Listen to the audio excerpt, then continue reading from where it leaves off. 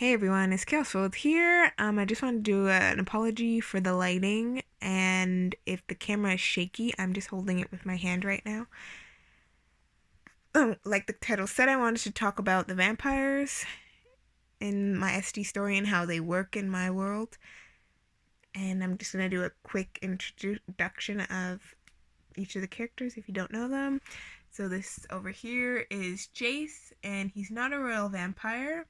Just so you know that I'll explain that a little later.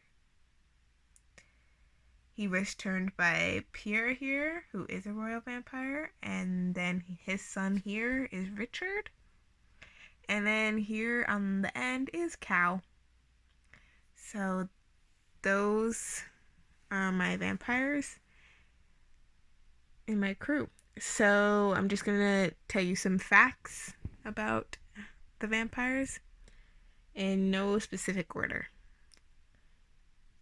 So here we go. First fact. So only royal vampires can turn humans into vampires. So if a non-royal vampire bites a human, feeds off of them, they won't turn into a vampire. They'll just go, they'll along with their daily lives. Nothing will happen. Uh, Another thing is only the royal bloodline can reproduce. So they have to reproduce with a human. Um, the pairing is normally a vampire male with a human female due to the fact that female vampires have an extremely difficult time to bring a baby to term. And the thing is, vampires, they must feed regularly. Once, when for them, regularly is once every 2 days. So that is for like the regular vampires, like Jace over here. For the royals, they can go for a little bit longer. If they don't, they'll start to become ghoul-like, and the reason why they need to feed is because they have to keep the vampire infection at bay. And as I said, if they don't, they become ghoul-like. Their skin will become blue or gray. And I used to have a head that represented, like a blue head that represented what they look like when they don't have blood, but then I got rid of it quite a few years back because at the time I didn't think it was really necessary. But now I wish I did have it so I could show you guys what they would look like when they don't have blood. But anyways, their movement will become slower, their speech will become slower, and they normally don't have a need for sleep, but when they don't feed, they'll start to have an urge to sleep and they'll start sleeping. If they don't feed for too long, and too long is a couple months, like up to 6 months, they will go into a coma like slumber and they will not stir until given blood. So basically, they won't stir unless there's some blood close by, really close by to them. Then they'll try to feed, or if like another vampire like opens their mouth and pours some blood into it, then they'll be like, "Oh, I'm back." Another thing, this is describing about how vampires reproduce. So the children of the royal vampires like to have, sorry, let me say that again. To have children, the royal vampires must gorge themselves on human blood first to diminish their infection in their blood to 10%. So this allows the reproductive organs to be alive again. And for the males, once the female is pregnant, the child is naturally half human, half vampire, and feeds off the mother like any regular fetus does. But it takes more blood from the mom. So the pregnant female usually has a higher blood pressure because of this, and their body usually has to create a lot more new blood, and their heart would have to work harder than the average pregnant woman. So it's a bit of a risky pregnancy. A little bit more of a bit. It's a high risk pregnancy. When a vampire tries to reproduce, she has to let the males gorge on blood. However, throughout the entire pregnancy, she has to maintain an infected blood level of 40% throughout the whole pregnancy. For 9 months, her priority will be feeding, and because the fetus must remain half human in order to be born, because if it doesn't remain half human, it'll be a stillborn. Royal, then going into their childhood, for royal vampires, they're once born, they naturally maintain their own blood as 50-50 because they're half human. So being half human when they're born is important because it allows them to grow, which is the most important. They can get older in theory. Like they will be a stillborn if they're born full vampire, but in theory, like if they weren't stillborn, they wouldn't be able to grow. So that's why it's important for them to be half human. And it's also important for them to be able to grow because it allow them to integrate with the newer generations. And once they become adults, they have a choice on if they want to be fully converted to a vampire or if they want to continue to grow older.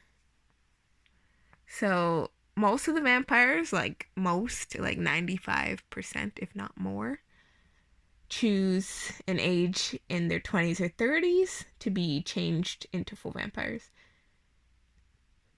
Half humans and vampires can eat, like the royal vampires. When I say vampires, the royal vampires and the half humans, they can eat blood or regular food to sustain themselves. Once they are like fully vampires, they can eat still, but it doesn't really do anything for them. Like for royal vampires, they can like eat a rare steak and like they'll be okay for a little bit, but they'll have to feed, of course, or they're gonna become ghoul-like. But for like a regular vampire, like Jace in the corner,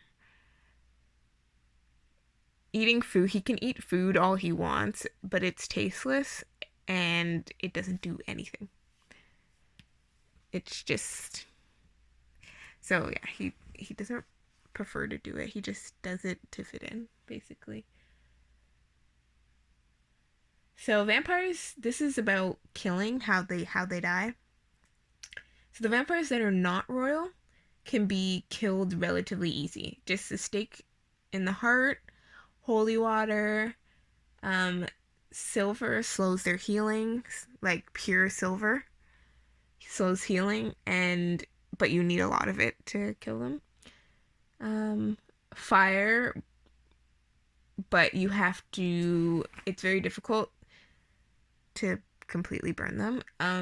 You have to decapitate their heads as well to kill them, the regular vampires, and put garlics in their mouth. And if you don't put garlic in their mouth when their head's decapitated, then it doesn't work. To kill a royal vampire is very limited. They can be killed by a stake in the heart, but they need for fire to kill them. Their heads have to be decapitated first if you want to kill them by fire. Um, and on top of that, with the fire, they have to be inflicted with silver to slow their healing first before you burn them. So first you have to slow their healing with the pure silver. Then you have to decapitate them. Then you have to burn them, and then that's how you kill them. And stake to the heart's very difficult because the ribs are like iron, so you have to get through those. Um, Also, holy water will slow healing for royals as well. Um, Kind of a fun fact, non-royal vampires, so like Jace, can't enter a home without an invite. You have to invite them into your home. They can't just walk in whenever they want. That's just a fun fact. Also, all the vampires, like royal and non-royal, they cannot cross holy ground. So they can't go into a church or any area that is blessed. They cannot go there. Um, there is exceptions. I told you earlier that like regular vampires can't reproduce. There is exceptions. If you know the twins, I'll probably put a stop the video and put a little picture of my vampire twins. They're half human, half vampire.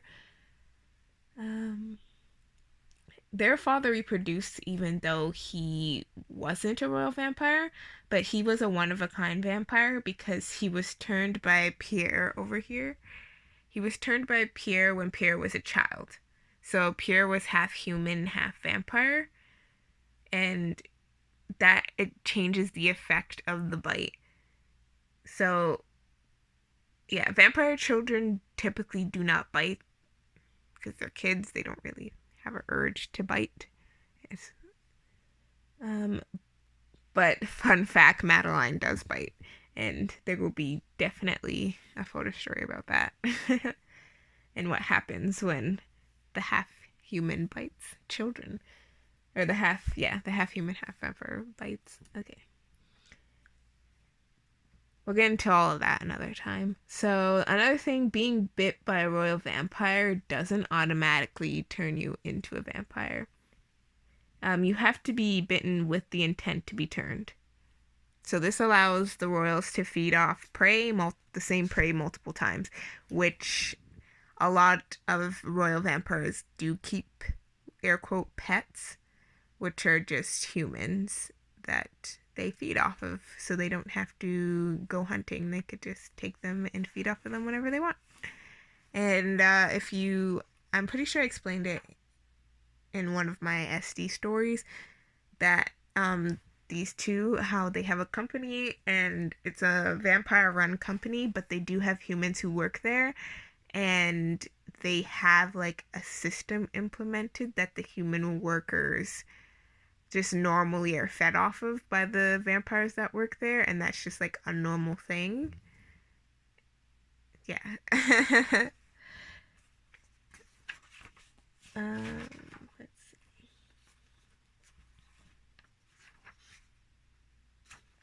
The last thing I want to share with you guys is the amount of vampire families that are out there. They're not. This fact isn't super important, but I just wanted to share it anyway.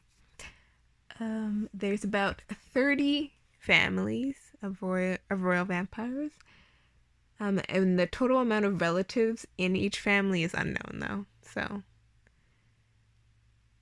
for the originals, there's 30 originals, and then anything created after that, we're not 100% sure. And that's it, everyone. I just wanted to share some information on how the vampires work in my world if you were ever curious. And yeah, that's that. Until the next time, bye.